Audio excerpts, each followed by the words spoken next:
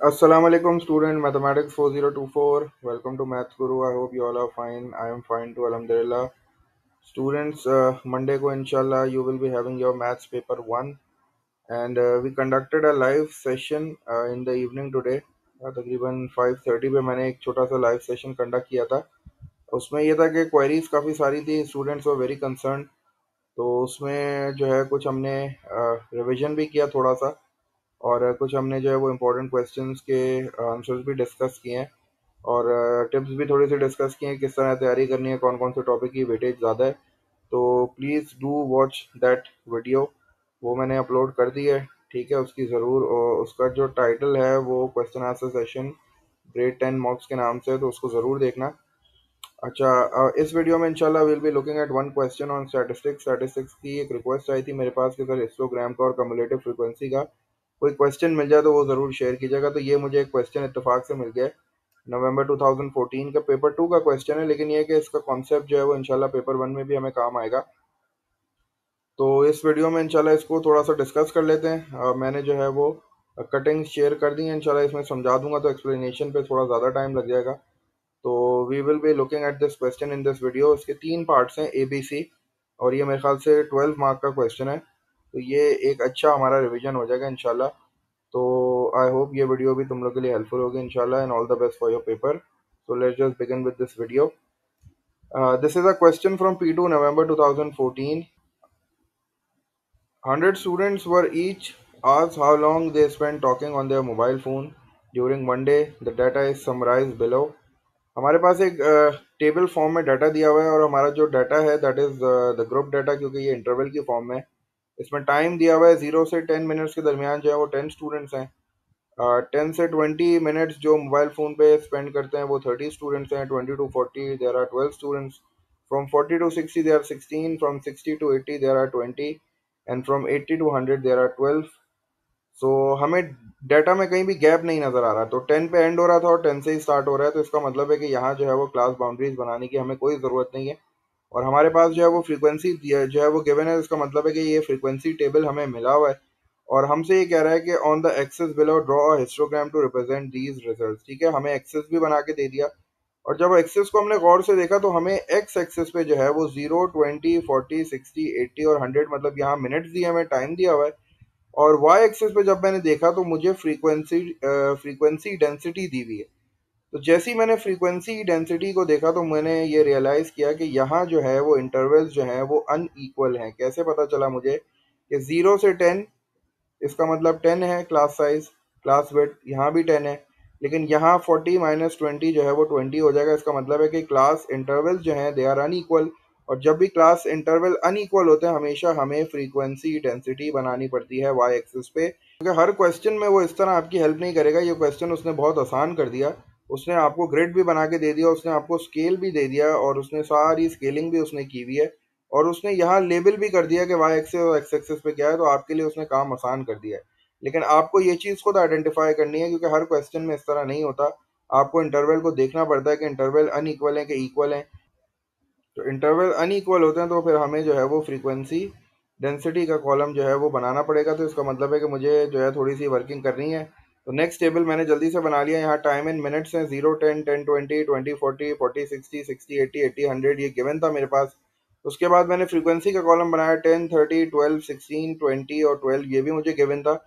Width मैंने खुद निकाली है। क्लास विड्थ निकालने के लिए मैं क्या करता हूँ, लोअर बाउंड्री, ये पहले वाला नंबर जो है this is called the lower boundary, ये अपर बाउंड्री कहलाती है। अपर बाउंड्री में से लोअर बाउंड्री को माइनस कर देता हूँ। 10 - 0 इज 10, और 20 - 10 विल ऑल्सो भी 10।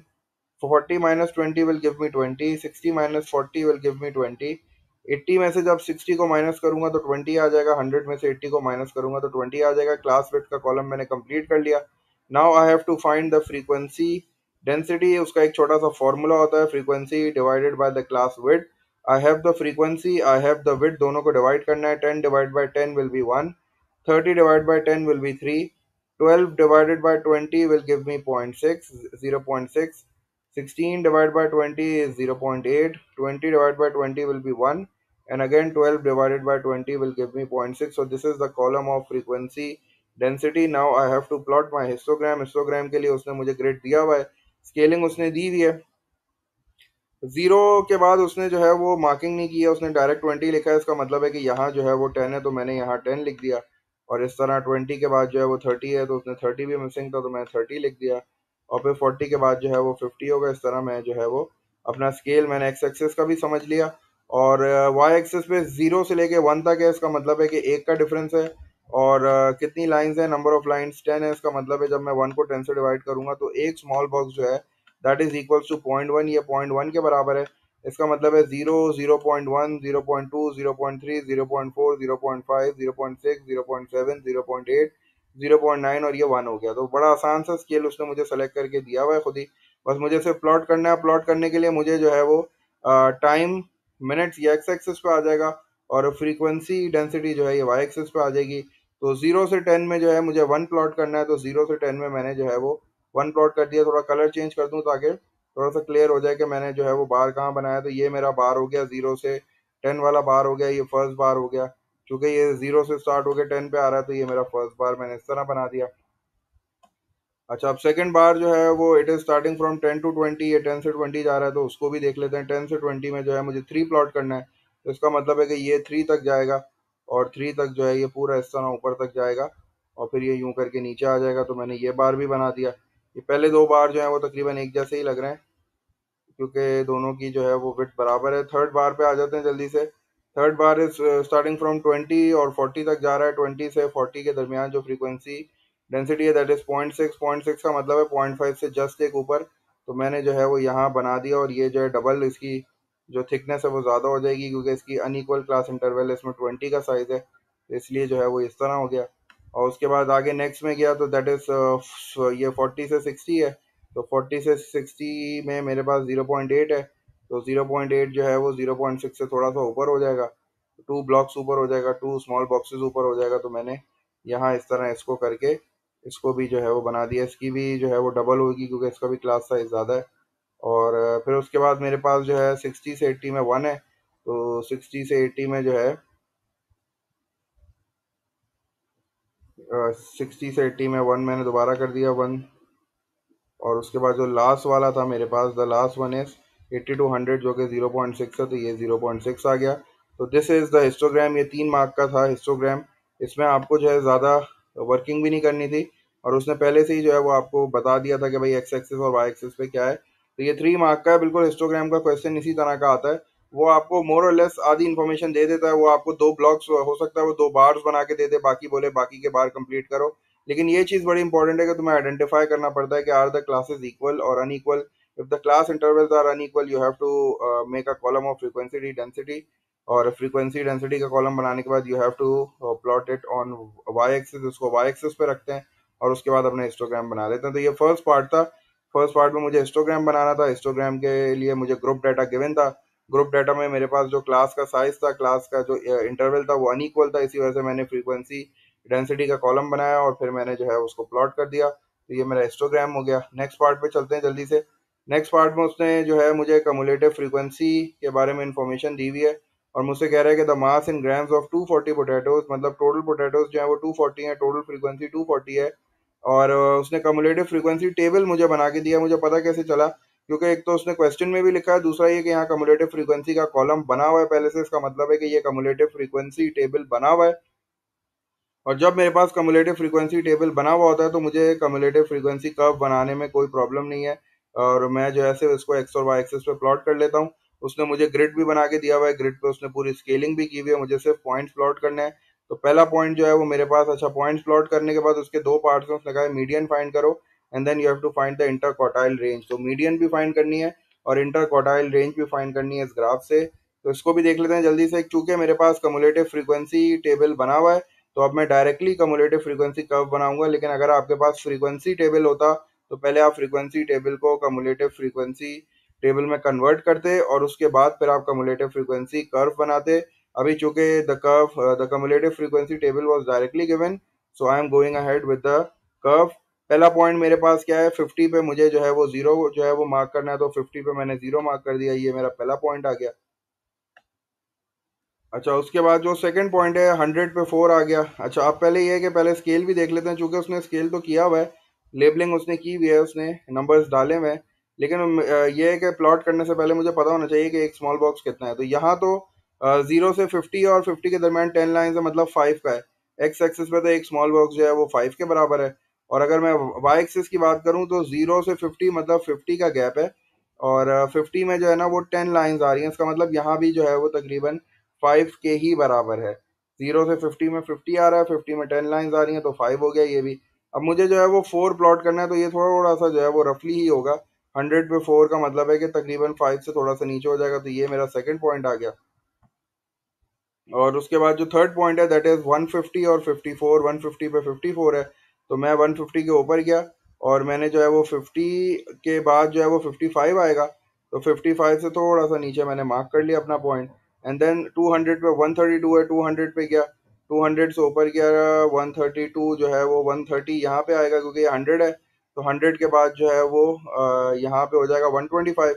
125 के बाद जो है वो 130 हो जाएगा। उसके ऊपर थोड़ा सा यहाँ कॉलम आएगा, तो थोड़ा सा यहाँ मैंने डॉट लगा दिया।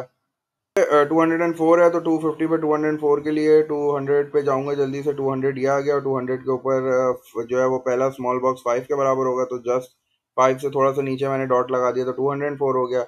एंड देन 300 पे मेरे पास जो है वो 236 है, तो 300 पे मैं चला गया 225 पे। 225 के बाद एक स्मॉल बॉक्स जो है वो 230 हो जाएगा, फिर 235 हो जाएगा, और 235 के ऊपर थोड़ा सा मैंने एक पॉइंट लगा दिया, और फिर लास्ट पॉइंट जो है 350 पे जो कि 240 है। तो 240 जो है वो एग्जैक्टली दो बॉक्सेस नीचे हो जाएगा क्योंकि एक बॉक्स 5 के बराबर है। तो फिर जब मैंने अपना फ्री हैंड कर्व बनाया तो वो एस शेप कर्व बन गया, जिस तरह ये बना हुआ है। ठीक है, ये कम्युलेटिव फ्रीक्वेंसी कर्व कहलाता है, ये एस शेप कर्व कहलाता है। तो इसके लिए जो है वो कम्युलेटिव फ्रीक्वेंसी टेबल बनाना पड़ता है। चूंकि क्वेश्चन में पहले से टेबल था, तो मैंने डायरेक्टली जो है वो कम्युलेटिव फ्रीक्वेंसी कर्व बना दिया है। एस शेप कर्व होता है ये। और इसके बाद जो है उसने मुझे बोला है कि मीडियन फाइंड आउट करो। तो मीडियन मतलब Q2 होता है। तो आपको पता है Q1 क्यों फाइंड किया है मैंने, क्योंकि उसने इंटरक्वार्टाइल रेंज बोली है। तो जब इंटरक्वार्टाइल रेंज बोली है तो इसका मतलब है मुझे Q1 Q2 Q3 तीनों फाइंड करने पड़ेंगे। और क्योंकि मुझे पता है कि जो IQR होता है, इंटरक्वार्टाइल रेंज होती है, उसका एक सिंपल सा फॉर्मूला होता है। उसका जो फॉर्मूला होता है वो Q3 - Q1 होता है। तो मुझे Q3 भी चाहिए, Q1 भी चाहिए। और चूंकि उसने मीडियन बोला है तो इसका मतलब है कि मुझे Q2 भी चाहिए, क्योंकि Q2 को मैं मीडियन बोलता हूँ। तो जल्दी से मैं जो है वो इनके लोकेशन के जो है वो फॉर्मूलाज आपके साथ डिस्कस कर लेता हूँ। Q1 जो है वो 25% पे होता है। तो मेरे पास जो टोटल फ्रीक्वेंसी है वो 240 है, तो मैं क्या करूँगा, 25% ऑफ 240 निकाल लूंगा। जब 25% ऑफ 240 निकालूंगा, 25% ऑफ 240 का मतलब होता है 25/100 मल्टीप्लाई बाय 240, क्योंकि ये 25% हो गया। तो 25% ये तकरीबन मेरे पास आ गया, ये ज़ीरो से ये ज़ीरो कैंसिल हो जाएगा, और उसके बाद जो है ये 2 5 ज़ा 10 हो जाएगा, और 2 5 ज़ा 10 हो गया, और ये मेरे पास हो गया 2 12 ज़ा 24। और 5 टाइम्स 1 इज़ 5, 5 5 ज़ा 25, और 12 को जब 5 से मल्टीप्लाई करूंगा तो मेरे पास आंसर आ गया 60। इसका मतलब है कि मैं 60 पे जाऊंगा। फ्रीक्वेंसी कम्युलेटिव फ्रीक्वेंसी 60 है। 60 पे जाके मैंने जो है वो एक हॉरिजॉन्टल लाइन ड्रॉ की। हॉरिजॉन्टल लाइन जब वहां तक ड्रॉ करनी है जब तक मैं कर्व तक ना पहुंच जाऊं, और फिर कर्व के बाद मैंने एक वर्टिकल लाइन ड्रॉ करके एक्स एक्सिस पे जो भी वैल्यू आ रही थी, एक बॉक्स आ रहा है 150 के बाद, इसका मतलब है कि मेरे Q1 की जो वैल्यू आ गई ये 155 आ गई। ये जो 60 आया ये बेसिकली लोकेशन है, ये Q1 नहीं है। ये Q1 की लोकेशन है कि मुझे 60 पे जाके एक हॉरिजॉन्टल लाइन ड्रॉ करनी पड़ेगी, कर्व तक आना पड़ेगा, और फिर कर्व से एक वर्टिकल लाइन ड्रॉ करनी पड़ेगी और रीड करना पड़ेगा। जो भी आंसर आएगा वो मेरा Q1 हो जाएगा। तो Q1 155 हो गया। Q2 जो है वो 50% पे होता है। 50% ऑफ 240 जो है मुझे पता है वो 120 होगा, क्योंकि 240 का आधा जो है वो 120 होता है। तो 120 पे जाऊंगा, एक हॉरिजॉन्टल लाइन ड्रॉ करूंगा। 120 पे मैं आ गया, ये रहा 120। क्योंकि एक बॉक्स 5 के बराबर है तो इसका मतलब है 4 बॉक्सेस आ जाऊंगा। तो 120 से मैं आया, हॉरिजॉन्टल लाइन ड्रॉ करी, और फिर कर्व पे जैसे ही आया वहां से नीचे वर्टिकल लाइन ड्रॉ करी, तो 193 जो है वो मेरे पास Q2 की वैल्यू आ गई। तो वो 193 मैंने जो है वो Q2 की वैल्यू पढ़ ली। और Q3 जो है वो 75% पे होता है, तो वो मुझे निकालनी पड़ेगी। तो 75% का मतलब है 75/100। 75/100 हो गया, और 75/100 ऑफ मतलब मल्टीप्लाई, और ये 240 हो गया। और इसको भी बिल्कुल उसी तरह कर लेता हूँ। ये एक ज़ीरो से एक ज़ीरो कैंसिल हो जाएगा, और ये मेरे पास इस तरह हो जाएगा कि ये 5 2 ज़ा 10 हो जाएगा, और ये 5 वन ज़ा 5 हो जाएगा, और फिर 25 हो जाएगा, तो 5 5 ज़ा 25 हो गया। और फिर जो है मैंने 2 से 24 को रिड्यूस कर दिया, 2 टाइम्स 1 is 2 एंड 2 टाइम्स 12। और जब मैं 15 को 12 से मल्टीप्लाई करूंगा, 15 को 10 से किया 150, और 150 में मैंने और ऐड किया तो 180 आ गया तकरीबन। 180 का मतलब है कि ये 155 160 165 170 175 180, तो 180 से जब मैं आया, हॉरिजॉन्टल लाइन मैंने ड्रॉ की, कर्व तक आके मैच किया, उसके बाद नीचे आया हूँ, तो मेरे पास एक्स एक्सिस पे जो वैल्यू आ रही थी, यहाँ मैं 180 लिख देता हूँ। 180 जो है वो लोकेशन है, और 180 पे जो मेरे पास एक्स एक्सिस पे वैल्यू आ रही थी, that is coming out to be 230। इसका मतलब है कि Q3 जो है वो मेरे पास 230 आ रहा था। कभी भी जो है वो Q1 Q2 और Q3 के जो फॉर्मूलाज हैं वो लोकेशन बताते हैं, ठीक है। वो आपको कभी भी डायरेक्ट आंसर नहीं देंगे, उस लोकेशन पे जाके आपको जो है वो Q1 Q2 Q3 की वैल्यू फाइंड आउट करनी पड़ती है। अब आपके पास Q1 भी आ गया, Q2 भी आ गया, Q3 भी आ गया, ये मीडियन हो गया Q2। Q2 को हम मीडियन कहते हैं, तो इसका मतलब है द मीडियन इज 193। और इंटरक्वार्टाइल रेंज भी निकालनी है, इसका मतलब Q3 माइनस Q1, तो Q3 आपका 230 हो गया। और 230 में से जब मैं 155 माइनस करूंगा, तो ये 45 हो जाएगा। 45 और 30 75 हो जाएंगे, तो इसका मतलब है कि IQR इंटरक्वार्टाइल रेंज जो है मेरे पास 75 ग्राम्स आ गई, क्योंकि एक्स एक्सिस पे सारे ग्राम्स है, तो ये ग्राम्स आ गए। तो ये जो है कम्युलेटिव फ्रीक्वेंसी का क्वेश्चन था, और ये बिल्कुल इसी तरह क्वेश्चन पूछा जाता है। इसमें आपको कम्युलेटिव फ्रीक्वेंसी कर्व बनाना पड़ता है, वो 3 मार्क्स का हो जाता है, फिर आपको इस तरह आंसर। तो ये पार्ट बी जो है ना, ये 5 to 6 मार्क्स का हो जाता है। पार्ट ए हमने 3 मार्क्स का किया, और पार्ट बी जो है वो 5 to 6 मार्क्स का हो गया। पार्ट सी भी देख लेते हैं। पार्ट सी में ही बड़ा इंटरेस्टिंग उन्होंने पूछा है। उन्होंने कम्युलेटिव फ्रीक्वेंसी टेबल देके हमसे फ्रीक्वेंसी टेबल बनाया। तो पार्ट 3 में वो कह रहा है कि complete the frequency table below. ये फ्रीक्वेंसी टेबल दिया हुआ है नीचे, इसको कंप्लीट करो। और हमें जो दिया हुआ है वो कम्युलेटिव फ्रीक्वेंसी दिया हुआ है। तो कम्युलेटिव फ्रीक्वेंसी आपको पता है ऐड करके आती है, तो फ्रीक्वेंसी निकालने के लिए मैं इनको सब्ट्रैक्ट करता रहूंगा, और मैं जो है वो अपना फ्रीक्वेंसी कॉलम को फिल करूंगा। तो 0 और 4 लिखा हुआ है, तो इसका मतलब है 4 में से 0 को माइनस करूंगा, तो मेरी पहली फ्रीक्वेंसी आ जाएगी। पहली फ्रीक्वेंसी उसने मुझे फिल करके दे दी है कि 50 से 100 के दरमियान 4 है। अब नेक्स्ट के लिए मैं क्या करूंगा, सेकंड और थर्ड को माइनस कर दूंगा। तो 54 में से जब मैं 4 को माइनस करूंगा, तो मेरे पास क्या आंसर आ जाएगा, मेरे पास आंसर आ जाएगा 50। तो ये मेरे पास सेकंड की फ्रीक्वेंसी आ गई। अब थर्ड के लिए क्या करूंगा, फोर्थ में से थर्ड को माइनस कर दूंगा। तो फोर्थ मेरे पास है 132। 132 में से जब मैं 54 को माइनस करूंगा, तो मेरे पास जो है वो आंसर आ जाएगा 78। तो 78 जो है मेरी फ्रीक्वेंसी नंबर 3 हो गई। अब फ्रीक्वेंसी नंबर 4 के लिए क्या करूंगा, फिफ्थ 204 है, 204 में से 132 को माइनस कर दूंगा, तो मेरे पास जो है वो आंसर आ जाएगा तकरीबन 72। 72 मेरा आंसर आ गया। उसके बाद नेक्स्ट के लिए क्या करूंगा, नेक्स्ट के लिए फिर 236 में से 204 को माइनस करूंगा, तो मेरे पास जो है वो 32 आंसर आ जाएगा। और फिर लास्ट वन के लिए मैं क्या करूंगा, लास्ट वन जो है 240 है, 240 में से 236 को माइनस किया, तो मेरे पास जो है वो लास्ट फ्रीक्वेंसी आ गई 4। तो कम्युलेटिव फ्रीक्वेंसी के लिए ऐड करते हुए आगे जाते हैं, और अगर फ्रीक्वेंसी निकालनी है तो उसके लिए माइनस कर करके पीछे जाते रहेंगे। थर्ड और सेकंड दी हुई है। 54 में से 4 को माइनस किया तो सेकंड मिल गई वहां मुझे 4। फिर 132 में से 54 को माइनस किया, फिर 204 में से 132 को माइनस किया, फिर 236 में से 204 को माइनस किया, और लास्ट वन के लिए 240 में से 236 को माइनस किया। तो मेरे पास जो है वो पूरा फ्रीक्वेंसी टेबल कंप्लीट हो गया। उसके बाद मुझसे जो है वो ये पूछ रहा है कि potato with a mass greater than 250 grams. 250 ग्राम से बड़ा अगर मास है, तो उसको एक्स्ट्रा लार्ज जो है वो पोटैटो क्लासिफाई किया गया है।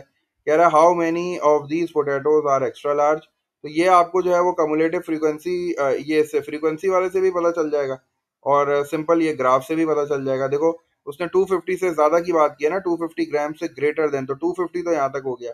तो 250 से बड़े वाले सारे यहाँ पे 32 और 4, तो 32 और 4 को ऐड कर दूंगा, तो मुझे पता चल जाएगा कि मेरे 36 ऐसे पोटैटोज हैं जो एक्स्ट्रा लार्ज हैं। तो ये तो ग्राफ से भी पता चल सकता था। ग्राफ से कैसे पता चल जाता, ग्राफ से ये देखते हैं कि 250 पे जाके एक लाइन ड्रॉ करते ऊपर, 250 से ये वर्टिकल लाइन लेके जाते, और यहाँ पढ़ लेते ये 204 आता है इधर आंसर। तो 204 पोटैटोज ऐसे हैं जिनका मास 250 से कम है। तो कितने पोटैटोज ऐसे हैं जिनका मास 250 से ज्यादा है, तो फिर आप क्या करोगे, टोटल 240 है मेरा, 240 में से 204 को माइनस कर दोगे, टोटल 240 में से 204 को माइनस कर दोगे, यू विल गेट 36। तो 36 पोटैटोज ऐसे हैं जो एक्स्ट्रा लार्ज हैं। और मैंने यहाँ जो है वो फ्रीक्वेंसी जो टेबल था उससे भी फाइंड आउट कर लिया। 250 तो यहाँ तक आ गया। अब 250 से ग्रेटर वाले ये सिर्फ जो है बाकी दो कॉलम्स है, तो इन दोनों को ऐड कर दिया, तो 32 और 4 36 हो गए। लास्ट पार्ट में मुझसे पूछ रहा है which percentile of the distribution can be use to find this number. Percentile पूछ रहा है, मतलब परसेंटेज पूछ रहा है। तो परसेंटेज कौन सी परसेंटेज है जो इस नंबर को रिप्रेजेंट कर रही है। तो परसेंटेज निकालने के लिए मैं क्या करूंगा, मुझे पता है कि 250 से कम जितने भी हैं वो 204 हैं, 250 ग्राम से कम वाले पोटैटोज जो हैं वो 204 हैं। तो मैं 204 की परसेंटेज निकाल लेता हूँ। मुझे पता है परसेंटेज निकालने के लिए मुझे 204, चूंकि वो पोटैटोज हैं जिनका मास कम है 250 से, divided by the total potatoes are 240, और उनको 100 से मल्टीप्लाई इसलिए किया क्योंकि परसेंटेज निकालना है, तो 85% आ गई। इसका मतलब है 85%, मतलब 85 परसेंटाइल जो है वो इस वैल्यू को, जो 36 वैल्यू है, इसको रिप्रेजेंट कर रहा है। क्योंकि 85 परसेंटाइल जो है ना, उसके बाद जितने भी पोटैटोज हैं, जितने भी परसेंटाइल हैं, वो सब ग्रेटर देन 250 है, मतलब वो 36 को रिप्रेजेंट कर रहे हैं। तो मैंने जो है वो सिंपल परसेंटाइल के लिए यही कॉन्सेप्ट होता है कि परसेंटेज निकाल लो।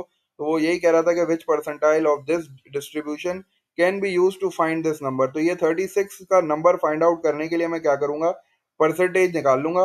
लेकिन मैं 36 की परसेंटेज नहीं निकालूंगा, 36 की परसेंटेज तो बहुत कम आएगी ना। तो मुझे 36 से पहले वालों की परसेंटेज निकालनी पड़ेगी, तो मुझे पता चल जाएगा कि 36 जो है वो किस नंबर पे आ रहा है। तो 36 से पहले 36 जो है वो पोटैटोज हैं जो 250 से ज्यादा हैं। तो ऐसे कितने पोटैटोज हैं जो 250 से कम है, तो वो जो है मेरे पास 204 है। इसीलिए मैंने 204 को न्यूमरेटर में ले लिया। 204 डिवाइड बाई 240, 240 टोटल पोटैटोज से मल्टीप्लाई बाय 100, 85% आ गया। 85% का मतलब 85 परसेंटाइल जो है वो मेरा इस नंबर को रिप्रेजेंट करेगा। तो ये एक बड़ा अच्छा क्वेश्चन था, और उम्मीद है कि तुम लोग के जो है वो क्वेरीज और कंसर्न जो है थोड़े से क्लियर हो गए होंगे। इस वीडियो को ज़रूर देखना है इंशाल्लाह। और फिर भी अगर कोई परेशानी है, कोई कंफ्यूजन है, तो मुझसे ज़रूर डिस्कस करना। मैं इंशाल्लाह ज़रूर तुम्हें और वीडियोस के ज़रिए से हेल्प करूँगा। Until then all the best, हिम्मत नहीं हारनी है, ठीक है। और अच्छे अच्छे मार्क्स जो हैं वो स्कोर करने हैं। अपीयरिंग नहीं हुआ तो क्या हुआ, मैथ्स की इंपॉर्टेंस अपनी जगह होती है। अगर आप जो है वो फेल हो जाते हो या आपके मार्क्स अच्छे नहीं आते, तो आप डीमोटिवेट हो गए खामखा में, आपका जो कॉन्फिडेंस है वो डाउन हो जाएगा। तो इस तरह ना करो, इस तरह ना सोचो कि भाई ये तो अपेयरिंग नहीं है तो हम इसमें बिल्कुल मेहनत नहीं करेंगे। तो मेहनत करना, देखो तुम्हारे पास एक दिन है, तो तुम जो है वो बिल्कुल उस दिन को यूटिलाइज करो और मैथ्स की जो है वो प्रैक्टिस करो। बाकी इंशाल्लाह दुआ हमारी रहेगी तुम्हारे साथ। अल्लाह पाक तुम सबको अच्छे नंबरों से कामयाब करे। All the best, take care, अल्लाह हाफिज़।